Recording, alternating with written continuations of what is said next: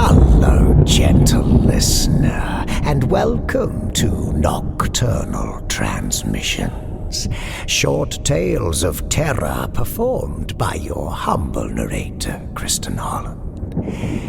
Well, this is a little embarrassing, but we appear to have had a bit of a stumble at our end. If you've been wondering why there's been a break in transmissions, as it were, here's the explanation. The last episode we released did not, in fact, release. We thought it had, and had been happily noodling away, completely oblivious to the fact that you, our beloved listeners, have been sitting miserably in the dark, bereft of your usual listening matter. Heaven forbid, we fear you may have been forced to listen to other podcasts in order to fill the void.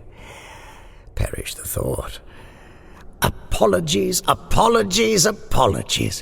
We'll do our best to make this up to you by presenting the very best unpleasantness we can muster over the next few episodes. Here's hoping we can patch things up. Which reminds me, Nocturnal Transmissions is proud to finally present Patch by Travis Walters.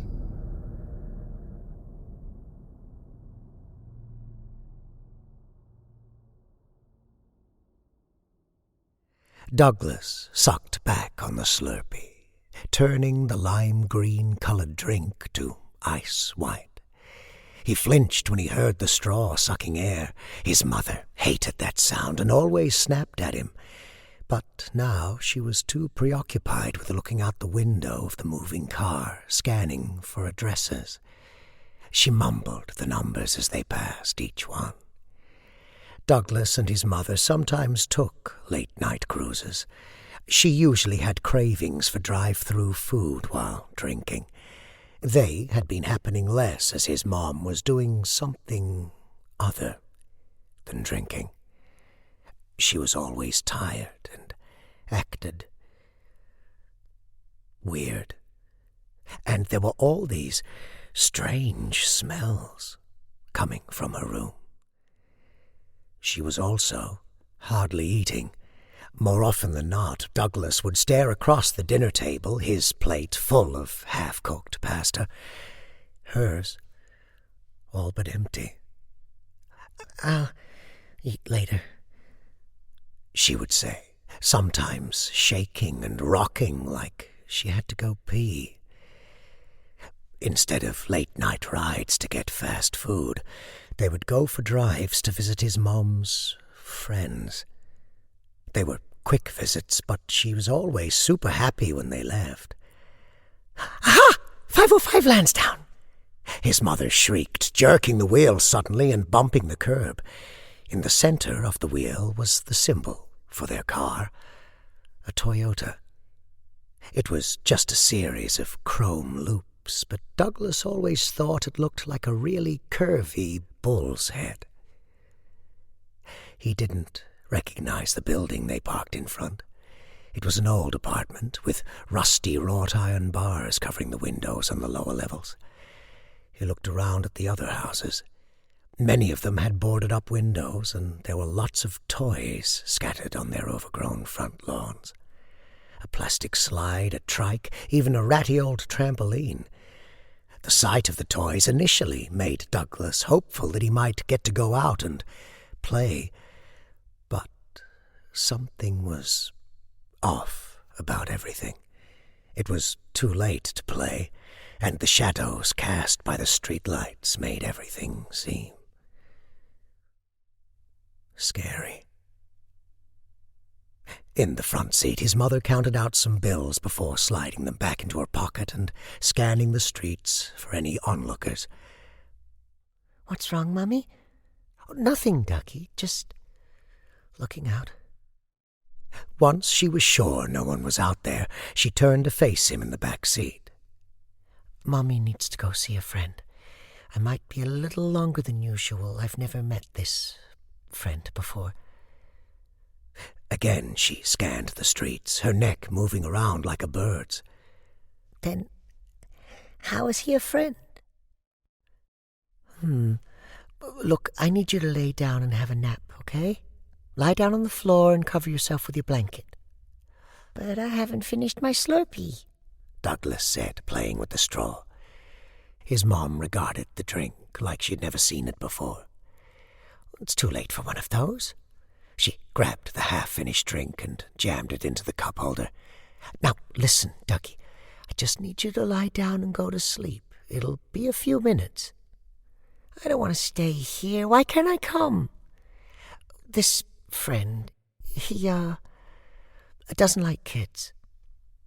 Douglas looked outside the window at the strange, dark neighborhood. What if I get scared? There's nothing to be scared of, honey. But it's dark out. There's plenty of light from the street lights. Douglas looked outside again. There was some light, but half the lamp posts must have been turned off because there were plenty of shadowy spots.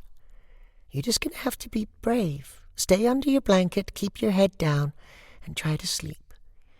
I'll lock the doors. Don't open them, no matter what. Douglas didn't like this plan, but he knew better than to argue with his mother. Slowly he crawled off the seat and cuddled down on the floor mat. Instantly he felt his mother pull his blanket over him and tuck it over his head. There you go, Dougie. Just go to sleep. I promise when you wake up tomorrow you'll be in your own bed. Mummy never breaks her promises, Douglas thought as he squirmed to get comfortable. Well, mostly never. The door creaked as it jerked open. His mother climbed out, the car shaking on its withered suspension. Then there was the thunk as the door closed, and Douglas was all alone, without so much as a night-night or a sleep-tight. He listened as the rapid clacking of his mother's footsteps quickly faded into the night, leaving a stark silence. Despite the quiet, Douglas could not fall asleep. It wasn't just the hump on the floor making it hard to get comfortable. It was all the pictures in his head about what could be happening outside his blanket world. He could see them vividly, things peering in the windows, drooling monsters with sharp fangs tapping their claws on the windows. Or maybe a clown, like that scary one he had seen everywhere. The clown with the red balloon. All these horrible things he pictured, but he didn't poke his head out from under the blanket. He had promised his mother. She had locked the doors, made sure he was safe. And if Mommy said it was, promised it was safe, then Douglas knew he was going to be okay. Then he heard something. A muffled sound like people talking. He couldn't hear what they were saying, but he was pretty sure they were getting closer. Along with the talking was the scraping sound of feet on concrete and a flicking sound. The voices sounded very close now, and still there was the flicking sound. This time the sound was followed by a word Douglas knew but never said. The F word, his mom had called it.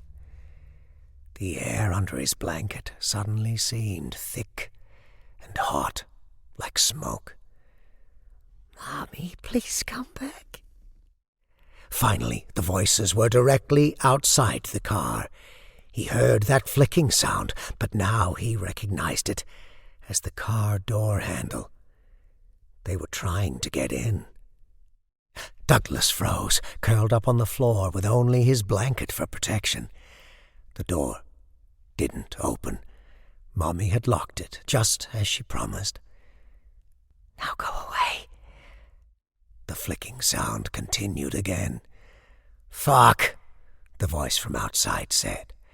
Douglas couldn't see, but he pictured two bad guys, dressed all in black, like the kind of guys Spider-Man would catch with his webs and leave for the police. Come on, man, let's go. No, wait, there's change in the console. Yeah, but it's locked. Let's split. Douglas heard some rustling. Then Bad Guy 2 said, What the fuck are you doing? You gonna break a window for some change? It's their fault for locking their doors. Break the window? They can't do that. Douglas was so scared now.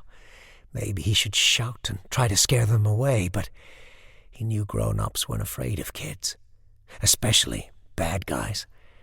What else could he do? He didn't want to break his promise to his mom, but she didn't say what to do if people came. And she didn't. The passenger side window blew in with a muffled smash. Bits of glass went everywhere, and Douglas screamed.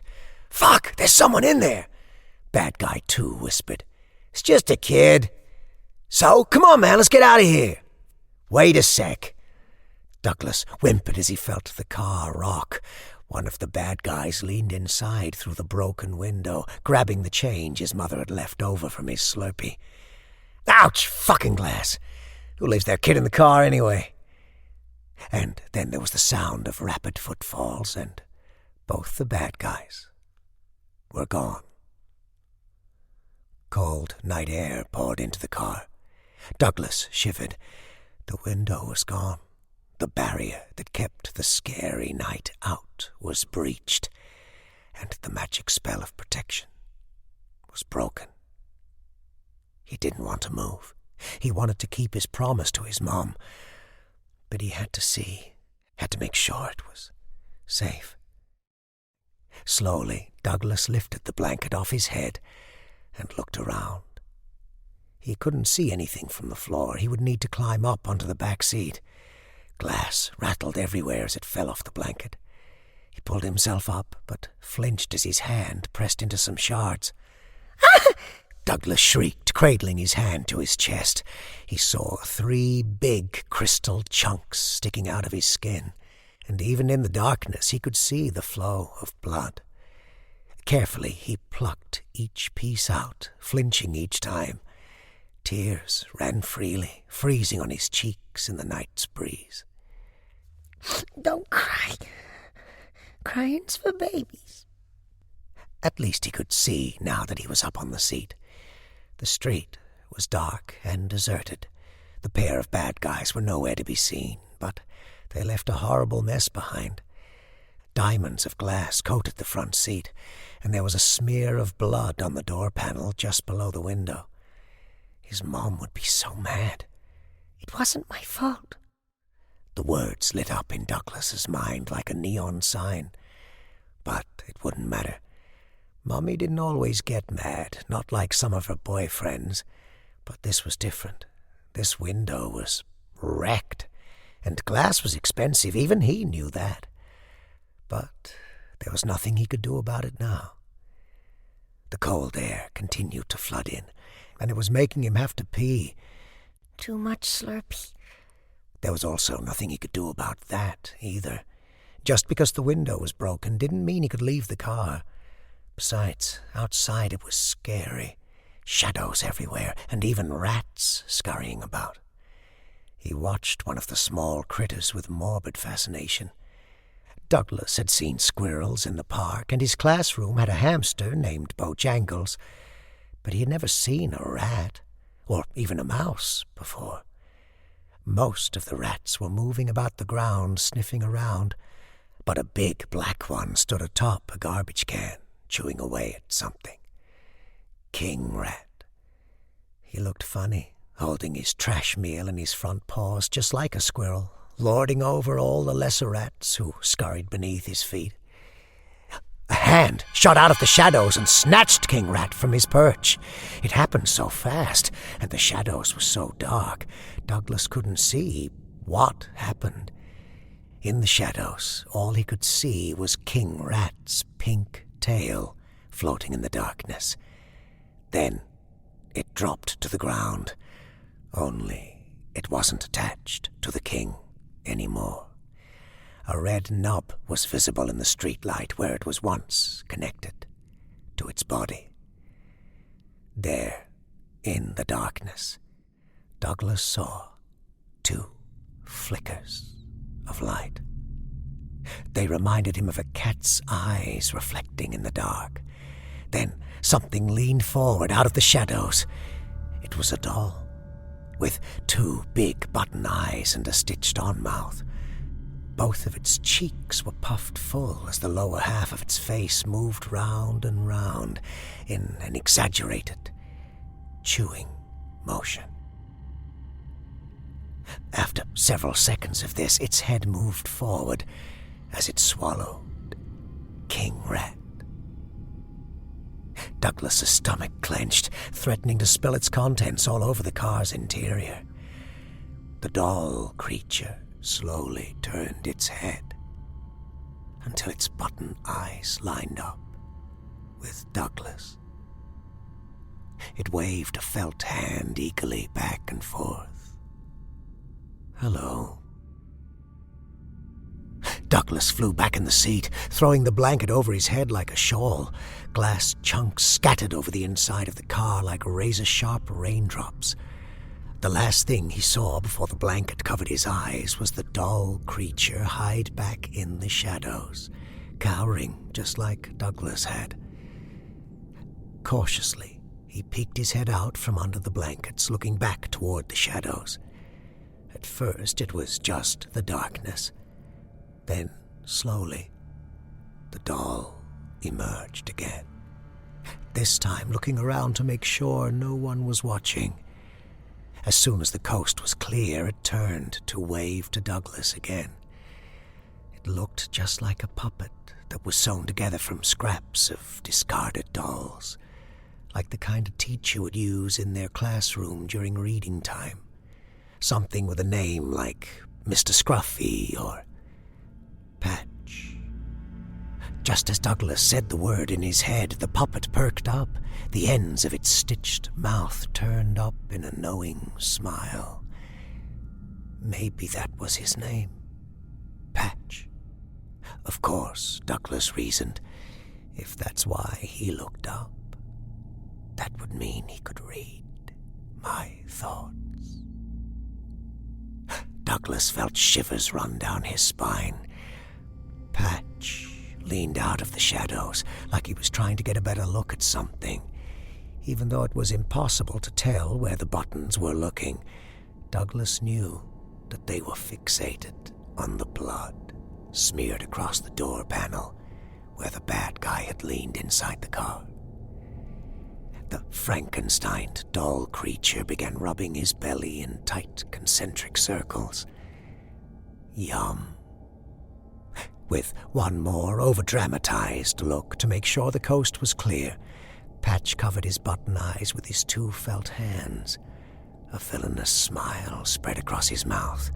There was a strange, electronic hum in the air, causing the hairs on Douglas's neck to stiffen. The street light between the car and the garbage pile flickered, then winked out completely, bathing the immediate area in black. Douglas whimpered, "No." He couldn't see the doll or anything outside the car, but he could picture it in his mind's eye. Exaggerated tiptoeing movements, closing the distance, like a cartoon mouse trying to sneak past a sleeping cat. Douglas swore he heard the snap of a twig, then the scrape of grit on the sidewalk.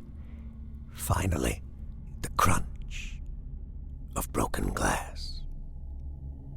Patch was just outside the car. The backseat springs creaked as Douglas inched away from the gaping maw created by the smashed window. But there was nowhere to hide. Two mismatched felt hands appeared above the horizon of the door panel. Up close, they looked as big as an adult's hands, big enough to crush Douglas. Patch's head appeared next. It too looked bigger than it had before. No, it was bigger. In the shadows, the doll was small enough to sit on top of a garbage can. Now he was as big as Douglas's mom. It had grown. A frayed hand waved in the air excitedly, like a dog's tail, before the button eyes tilted down toward the blood on the door panel. Those eyes were cold and blank, but hungry. Something began pushing out on Patch's felt face around his mouth. It looked like a finger trying to poke its way out. Maybe it is a finger. Maybe someone is puppeteering the doll. Douglas wasn't afraid of puppets. He had seen countless shows on TV that used them. Even at story time at the library, there were shows with dragons and knights. They weren't anything to be afraid of. The stitches that made up Patch's mouth continued to stretch until one finally ripped open. A grey-green tongue, as long as Douglas's foot lolled out. It slithered across the stitch lips, leaving a trail of mucus behind it. The doll bent towards the blood as the tongue ran over it, lapping it up, making an awful slurping sound. Patch threw his head back, his spine arching in the shape of a crescent moon. He quivered and spasmed with his bottom lip curling in. When the jerking was done, the hand once again made circular motions over his belly, while the head swayed from side to side.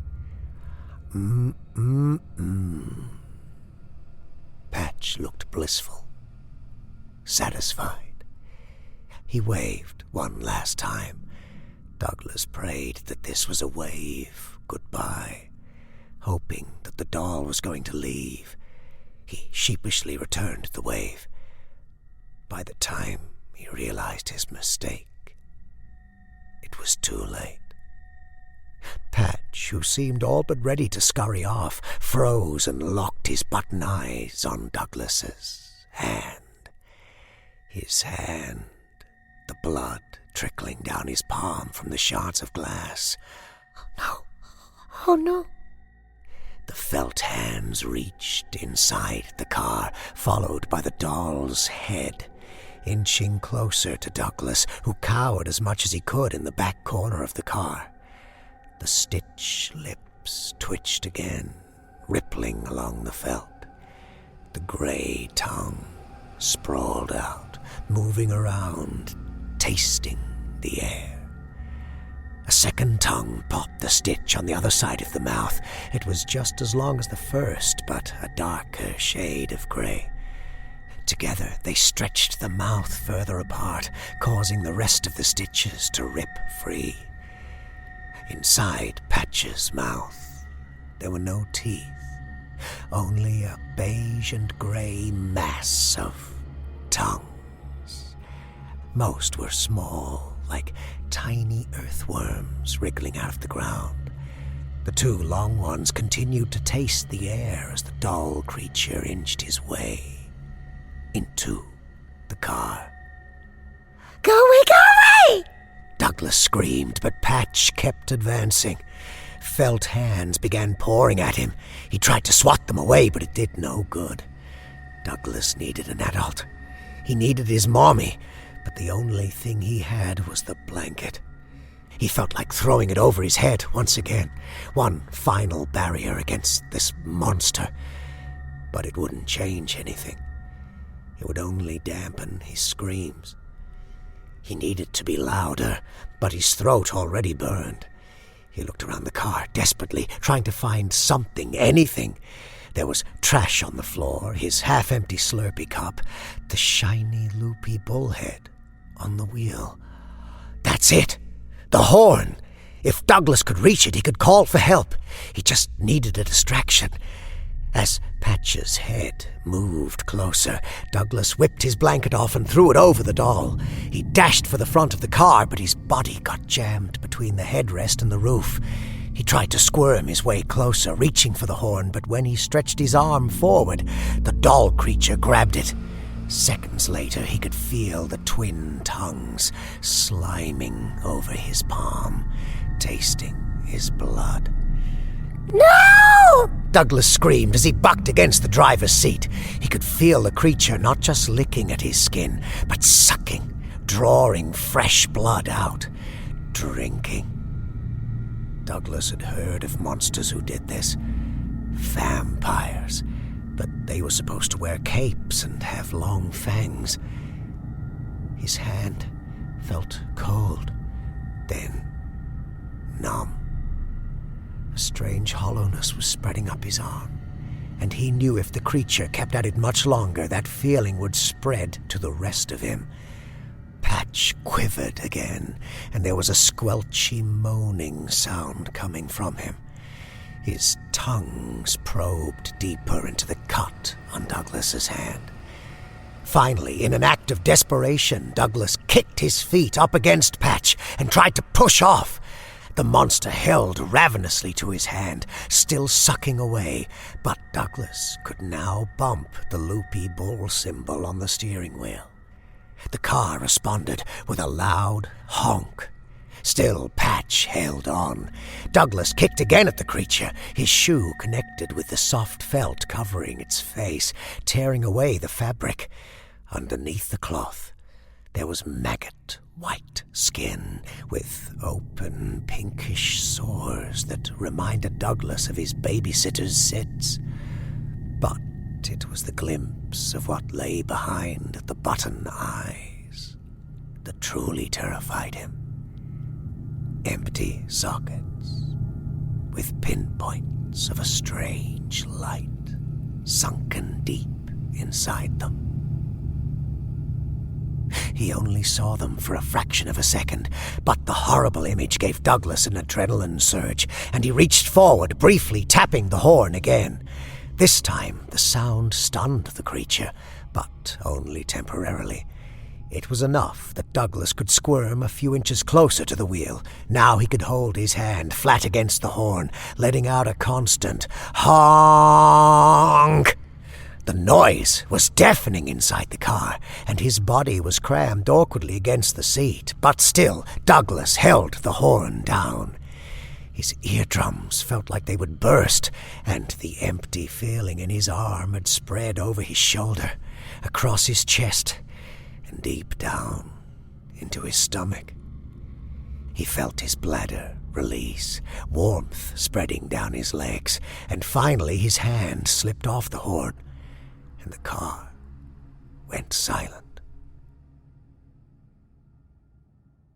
Exhausted, Douglas hung there, his hip jammed between the headrest on the driver's seat and the ceiling, blood rushing to his head, urine down his leg. Douglas teetered on the brink of exhaustion, but a voice snapped him awake. "What the fuck are you doing, you little shit?" Huh? "You're trying to wake the whole neighborhood?" The voice called again, angry and accusing, but at least it was someone. Douglas realized the hollow feeling was fading, and he could no longer feel the creepy tongues wrapped around his hand. Slowly he fluttered his eyes open. The doll creature was gone. Outside the broken window was an elderly man in his pajamas, clutching a battered baseball bat. The man turned to someone else approaching the car. "Hey, do you know this kid?" "Dougie?" the other person cried. Douglas felt like screaming, but wasn't capable of much more than a moan. "Mom?" Then his mother was there, opening the driver's door, cradling him down and wrapping her arms around him. "Oh, Dougie, what happened? Are you all right?" What could he say? She wouldn't believe him about the doll monster. He just returned her embrace. "Is that your kid?" the stranger in the pajamas asked. "You out here alone?" "I was just..." Douglas's mother trailed off. "I just ran in for a couple of minutes." "You shouldn't leave him out here alone. Looks like someone tried to break into your car." "They did. Douglas latched onto this. 2 guys, they smashed the window. I'm sorry, Mom. I got scared. Can we just go home?" He looked up and watched as his mother battled her desire to go back inside the building and finish whatever she had started. She looked at him, then back at the apartment block. She was shaking. "Sure, Dougie, we can go home." She ushered him into the back seat before crawling behind the wheel. "You shouldn't leave him alone like that." the old man said, breaking away from the curb, his feet also crunching the glass. "There's worse things out here than thieves." Douglas looked at the man as his mother started the car. He simply shook his head and moved away, still gripping the bat. "I'm sorry, I won't do that again." Douglas's mother continued to make some mumbling apologies and promises. He barely heard her. He was busy, watching the shadows. Sure enough, as the car pulled away from the curb, he caught the light reflecting off something in the shadows. 2 shiny pinpricks reflecting the light. The pinpricks turned as the car pulled away, tracing its movement down the street.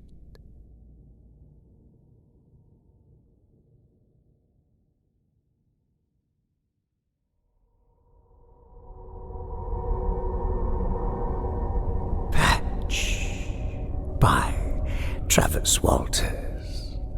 You have been listening to a transmission from Nocturnal Transmissions. This show is made possible in no small part thanks to the help of our Patreon subscribers who get extra episodes all to themselves.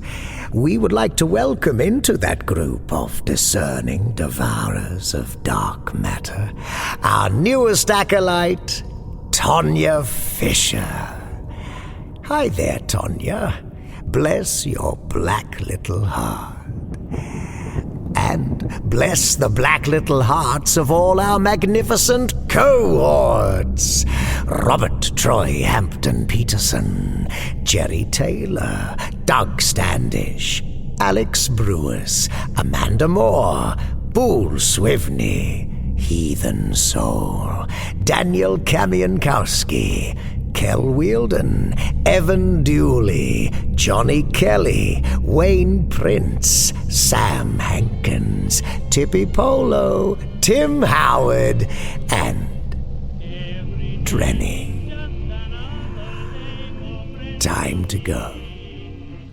Good night, gentle listener. But when the lazy moon comes up and shadows round you creep, then that's the time to say good night and close